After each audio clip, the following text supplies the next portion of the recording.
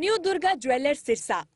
खारिया वाले प्रभुजी सोनी व पीली मंदोरी वाले सज्जन सोनी का भारत सरकार द्वारा मान्यता प्राप्त मशहूर hallmark jewellery showroom new Durga jewellers Parshuram Chowk Sirsa. अधिक जानकारी के लिए संपर्क करें 9813932001 या 9466697217। नमस्कार, मैं हूं प्रमोद और आप देखना शुरू कर चुके हैं दी सड़कनामा.com। इस वक्त मैं मौजूद हूं लघु सचिवालय में और आपको तस्वीरें दिखा रहा हूं कि हमारे साथ काफ़ी संख्या में जो युवा हैं वो मौजूद हैं। सक्षम युवा हैं ये, जो सरकारी कार्यालयों में सरकार की योजना के अनुसार जो है कामकाज करते हैं। और आज तमाम जो सक्षम युवा हैं पूरे सिरसा भर के, वो यहाँ लघु सचिवालय में पहुँचे हैं।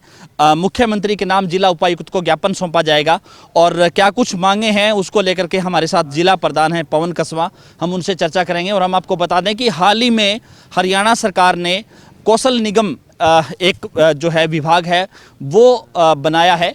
जो विभाग है उसके अंतर्गत है जो पोर्टल पे रजिस्टर्ड करेगा उनको हरियाणा सरकार के जो तमाम सारे जो विभाग है वहाँ पे उनको डीसी रेट पे नौकरी दी जाएगी। या इसको ये कह सकते हैं कि जो पहले आउटसोर्सिंग की जो नौकरियाँ लगती थी डीसी रेट के माध्यम से, उस पे पैसे लेकर के जो ठेकेदार है वो नौकरी दे देते थे।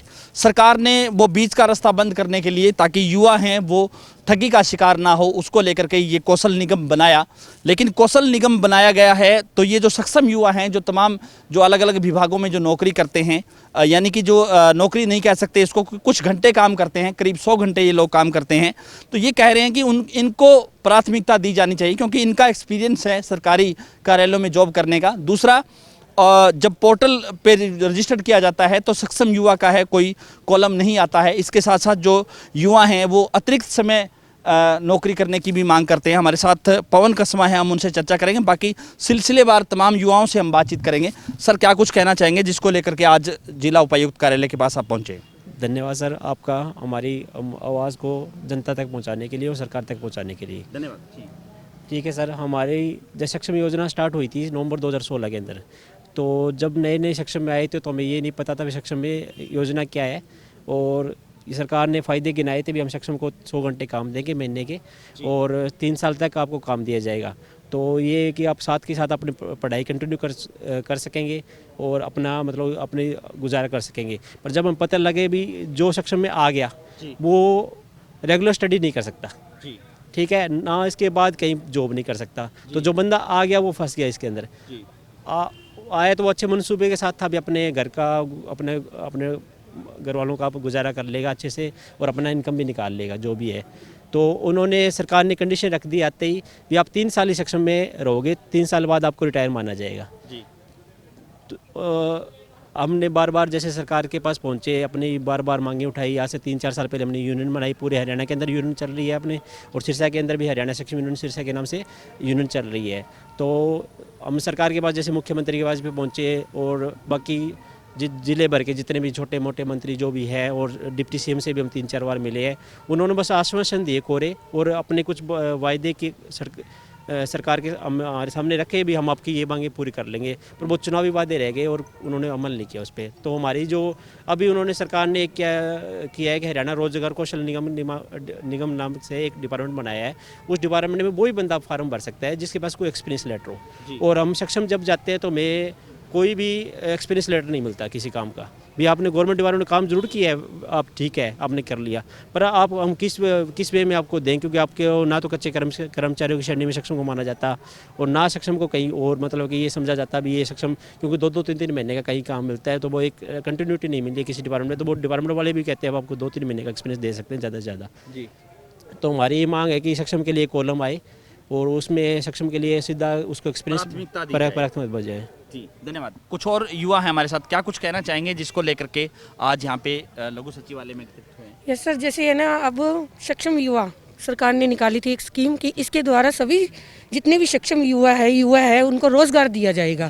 तो उसके बाद अब इन्होंने निकाला कि कौशल विकास योजना है कि उसके द्वारा डीसी रेट पर स्टूडेंट कैंडिडेट्स को रखा जाएगा। फिर उसके बाद 75% इन्होंने प्राइवेट जॉब का दे दिया। क्या सक्षम युवा को मिला जॉब? क्या उनको पूरी तरीके से काम मिल पा रहा है, क्या उनको पूरी तरीके से सैलरी मिल पा रही है, क्या उनको भत्ता मिल पा रहा है, क्या उनको समय पर किसी भी डिपार्टमेंट में काम दिया जा रहा है? ऐसा सर कुछ नहीं हुआ है। और क्या 75% नौकरी से हमें सेटिस्फेक्शन है? क्या हमें संतुष्टि है कि हमें काम दिया जाएगा?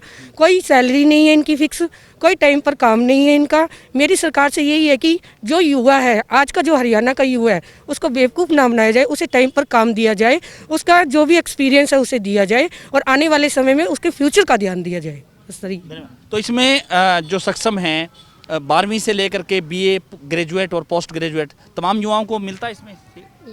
हाँ जी सर, +2 और बीए और MBA वाले को सभी को काम मिलता है। लेकिन सर अब जैसे कि यहाँ पे वेल एजुकेटेड हैं सभी, कोई ये भी नहीं है कि हाँ भी जो बिल्कुल ही गया अभी तक जिसको कुछ भी समझ नहीं है। इतने सालों से हम काम करते आ रहे हैं, हर एक डिपार्टमेंट में हमने काम कर लिया है, एक्सपीरियंस हमें किसी से भी नहीं मिला।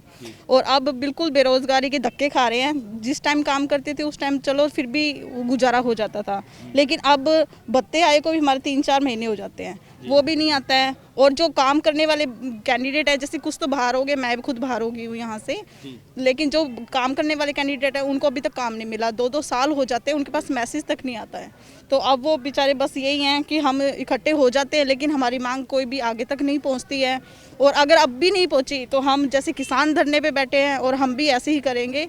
और अब बस कुछ नहीं है, भी सब कुछ खत्म हो चुका है, अब कुछ नहीं करेंगे तो कुछ होना भी नहीं है। हाँ जी, क्या कहना चाहेंगे? सर इस पे मेरा यही कहना है कि मैं इनकी बातों से पूरी तरह से सहमत हूँ कि सरकार को इस बात पे पूरी तरह से अमल में लाना चाहिए, क्योंकि हरियाणा में, पूरे स्टेट में अगर हम देखें पूरे इंडिया में, तो हरियाणा में सबसे ज़्यादा बेरोजगारी है। अभी डेटा आया है, अभी हम लोगों को पता चला है, लेकिन गवर्नमेंट इस डेटा को ही कह देती है कि ये ख़राब है, ये सही नहीं है डेटा। तो ऐसा नहीं चलेगा। हम पढ़े लिखे युवा हैं, हमें रोज़गार चाहिए, हमें चुनावी वादों की तरह भूल जाने वाली बातें नहीं चाहिए सर।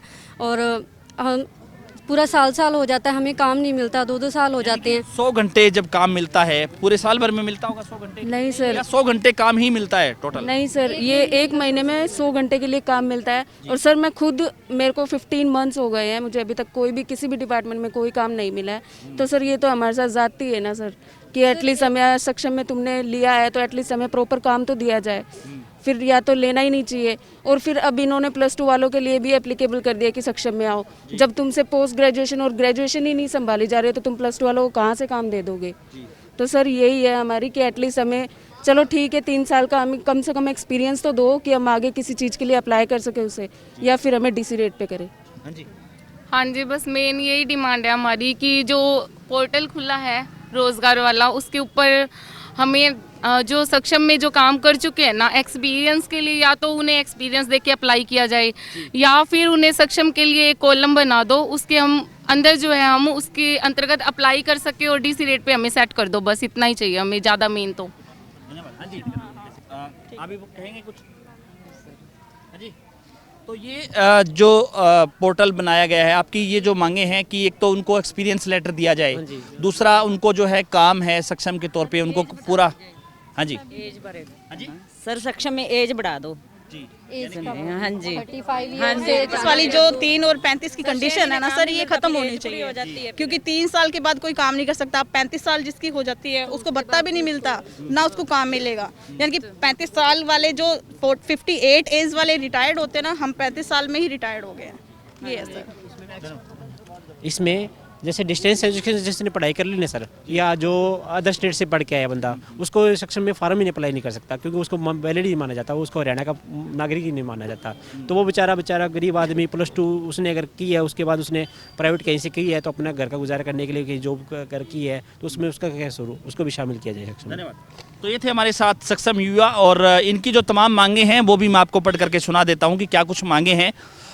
जो सक्षम युवा हैं उन्होंने मुख्यमंत्री को ये मांगे सौंपी है जिला उपायुक्त के माध्यम से, और इनका कहना है कि सक्षम युवाओं को हरियाणा कौशल रोजगार निगम में शामिल किया जाए। दूसरा, जिन सक्षम युवाओं को परिवार पहचान पत्र अपलोड ना होने के कारण इस योजना से बाहर कर दिया गया है, उन्हें दोबारा फिर से इस योजना में शामिल किया जाए। तीसरा, जिन युवाओं ने प्राइवेट, कोरस्पोंडेंस व अन्य राज्यों से शिक्षा ग्रहण कर रखी है, उन्हें भी सक्षम योजना में शामिल किया जाए। चौथा, सक्षम युवाओं को अनुभव प्रमाण पत्र जारी किया जाए, जो कि हरियाणा कौशल रोजगार निगम में पंजीकरण के लिए आवश्यक है। पांचवा, पिछले काफ़ी समय से सक्षम युवाओं को कार्य नहीं दिया जा रहा है, प्रतिमाह ज़्यादा से ज़्यादा सक्षम युवाओं को कार्य दिया जाए। छठा, सक्षम युवाओं का समय पर मानदेय व भत्ता दिया जाए ताकि वो पिछले काफ़ी समय से ये जो पेंडिंग चला आ रहा है उनको जो है वर्क है वो समय पे अलॉट किया जाए। तो तमाम ये मांगे थी सक्षम युवाओं की, जिनको लेकर के आज मुख्यमंत्री के नाम जिला उपायुक्त को ज्ञापन है उन्होंने सौंपा है। ज़्यादा से ज़्यादा इस वीडियो को शेयर जरूर कर दीजिए ताकि तमाम इन सक्षम युवाओं की आवाज़ सरकार तक जरूर पहुँचे। बहुत बहुत शुक्रिया।